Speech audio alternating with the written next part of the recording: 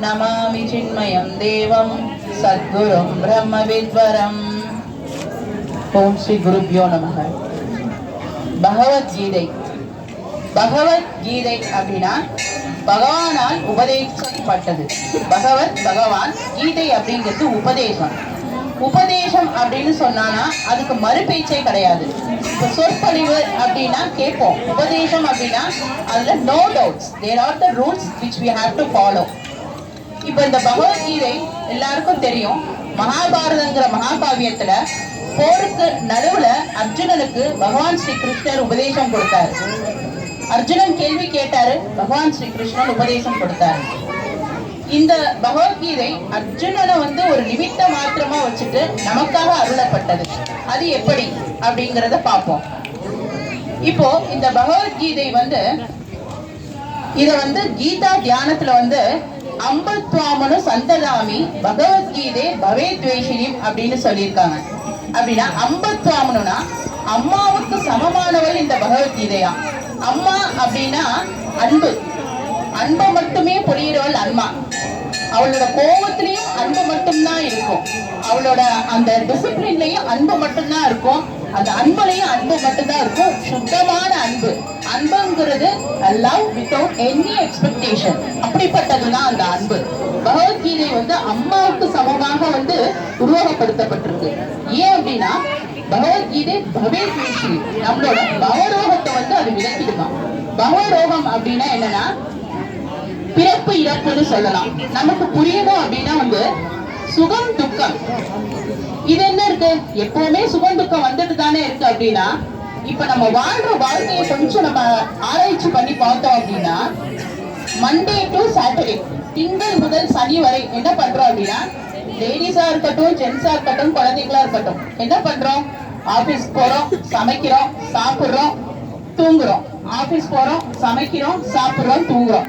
இது சிம்பிளா சொல்லணும்னா லஞ்ச் பஞ்சும்பாங்க. Lunch punch, lunch punch. Saturday என்ன பண்றோம்னா லஞ்ச் பஞ்ச் இதெல்லாம் பண்ணிட்டு இருக்கோம்.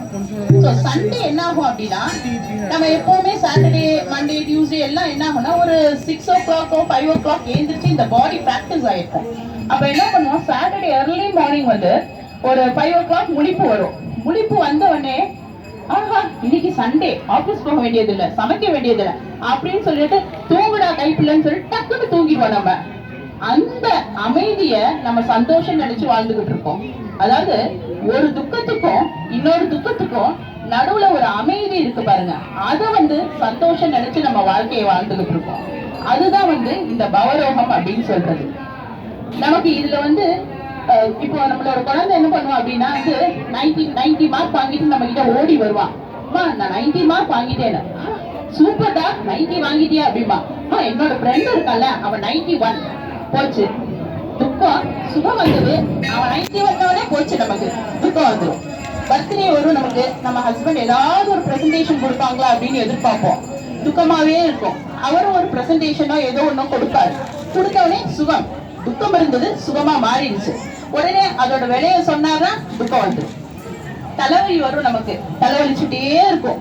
சரி துக்கமாவே இருக்கும், ஒரு டேப்லெட் போட்டு போ, நம்ம டக்குன்னு சுகம் வந்துடும். உடனே தலைவலி இன்னொன்னு, ஐயோ மறுபடியும் வந்துருமோ, இன்னொரு மாத்திரை எடுத்து வச்சிருக்கோமோ, துக்கம். அப்போ இந்த சுகம் துக்கம் மாறி மாறி வர்றதுதான் பவரோகம் அப்படின்னு சொல்றாங்க. இந்த பவரோகத்தை எடுத்துருமா இந்த பகவத்கீதை. அப்போ இந்த சுகம் துக்கம் அப்படிங்கும்போது பகவான் என்ன சொல்றாருன்னா, நீ பூரண சந்தோஷமானவன், நீ பூரணமானவன் அப்படின்னு சொல்றாரு. அப்படியா, அது எப்படி நாங்க ஒத்துக்கிறது அப்படின்னா, பகவத்கீதையில மொத்தம் 18 அத்தியாயங்கள், அதுல 701 ஸ்லோகங்கள். வெரி ஃபர்ஸ்ட் ஸ்லோகா இன் ஸ்டேஜஸ். நம்மளோட பகவத்கீதையில ஃபர்ஸ்ட் ஸ்லோகம் மட்டும் படிச்சாலே தெரியும் நம்ம எவ்வளவு பெரிய ஒரு பகவரோகத்துல இருக்கோம். அந்த ஃபர்ஸ்ட் ஸ்லோகா தான் நம்மளோட क्वेश्चन. ரிமைனிங் உள்ள 700 ஸ்லோகாஸ் ஆன்சர். இந்த ஃபர்ஸ்ட் ஸ்லோகா மட்டும் நான் இப்ப வாசிக்கிறேன். ஓம் ஸ்ரீ பரமாத்மனே நமः. அத பிரதமோऽध्यायः அர்ஜுன விஷாத யோகः. த்ருதராஷ்ட்ர உவாச்ச தர்மக்ஷேத்ரே குருக்ஷேத்ரே समवेतायुत्सवः मामखा पाण्डवा चैव किमकुर्वद सञ्जय. திருதராஷ்டிர உவாச்ச. திருதராஷ்டிரன் அப்படிங்கிறது நமக்கு தெரியும், மகாபாரதத்துல திருதராஷ்டிரன் பாண்டவர் ரெண்டு பேரும் அண்ணன் தம்பி. அண்ணன் தம்பி சண்டை, அண்ணன் தம்பியோட பசங்களோட சண்டை. அன்றாட நம்ம வீட்டுல என்ன நடக்குதோ அதுதான் நடந்துட்டாங்கயோ.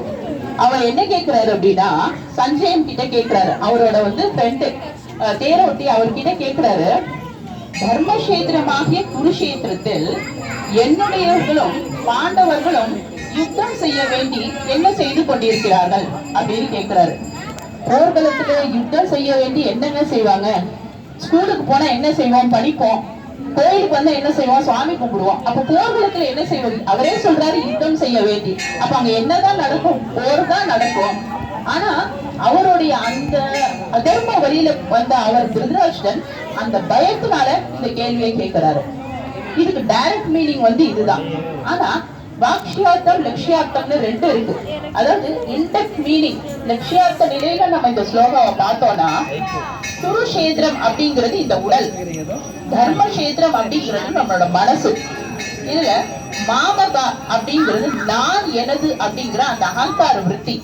நான், என்னுடைய பேனா, என்னுடைய குழந்தை, என்னுடைய பஸ், என்னுடைய வீடு, என்னுடைய ஆபீஸ், என்னுடைய பொசிஷன், நான் என்ன படிச்சிருக்கேன் தெரியுமா, நான் என்ன பண்ணியிருக்கேன் தெரியுமா, நான் எனது நான் எனதுங்கிற அந்த அகங்கார விருத்திக்கும் பாண்டவா செய்வ அப்படின்னா பாண்டவர்கள் தர்மவான்கள், அவங்களோட தர்மத்துக்கும். இப்ப நம்ம பாத்தீங்கன்னா நம்ம கிட்ட பாத்தீங்கன்னா இவ்வளவு சொத்து இருக்கும், லட்சத்துல சொத்து இருக்கும், கோடியில இருக்கும். ஊர்ல பாத்தீங்கன்னா ஒரு அடிக்காக வீடெல்லாம் அப்படி பாடடிச்சு போய் கிடக்கும்.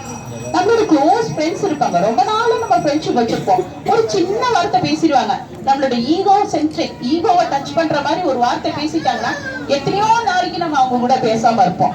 பெத்த அப்பா நம்ம கூடவே இருப்பாரு, ஏதோ ஒரு மனசலப்பு பேச மாட்டோம்.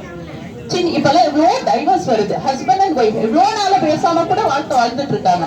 இது எல்லாமே நம்மளோட ஈகோ, நான் எனதுங்கிற ஈகோக்கும் தர்மம், அந்த ஐடியல் லைஃப். நம்ம தர்மம்னு சொல்லும் போது எல்லாமே பகவானுடையது. அந்த பகவானை மறந்துட்டு வாழ்ற ஒரு வாழ்க்கைக்கும் இடைப்பட்ட கேப் இருக்குதுங்களா, அதுதான் யுத்தம் செய்ய வேண்டி. அந்த யுத்தம்னா என்னன்னா மனசு. தர்மக்ஷேத்திரங்கள மனசுல நான் எனதுங்கிற அகங்காரத்துக்கும் உண்மையாகவே என்ன வாழ்க்கை வாழணும், சந்தோஷமானவன் பூரணமானவன் பகவான் சொல்றல்ல, அந்த வாழ்க்கைக்கும் ஒரு போராட்டம் நடக்குது பாத்தீங்களா, மன போராட்டம். அந்த மன போராட்டத்தை தான் இந்த ஸ்லோகால சொல்றாரு. அப்போ நம்ம கிட்ட எவ்வளவு பணம் இருந்தாலும், நம்ம கிட்ட எவ்வளவோ வசதி வாய்ப்புகள் இருந்தாலும், எவ்வளவு பெரிய பொசிஷன்ல இருந்தாலும், இந்த மன போராட்டம் மட்டும் யாருக்குமே வெளியே தெரியாது. நம்மளோட மன போராட்டம் நமக்கு மட்டும்தான் தெரியும். அந்த மன போராட்டம் இல்லாத ஒரு அழகான ஒரு சந்தோஷமான வாழ்க்கையை எப்படி வாழ்வது அப்படிங்கிறது ரிமைனிங் 700 ஸ்லோகால பகவான் இந்த பகவத்கீதையில சொல்லியிருக்காங்க.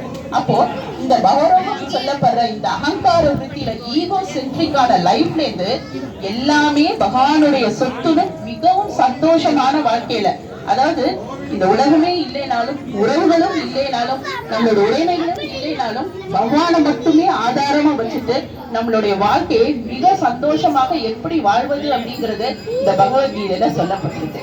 பகவத்கீதை அப்படிங்கிறது ஒரு லைஃப் மேனுவல். நம்மளோட பகவரோகத்தை தீர்க்கும். துக்கமே இல்லை, சந்தோஷம் மட்டும்தான் வாழ்க்கை அப்படின்னு சொல்லப்படுறது இந்த பகவத்கீதை. ஹரி ஓம்.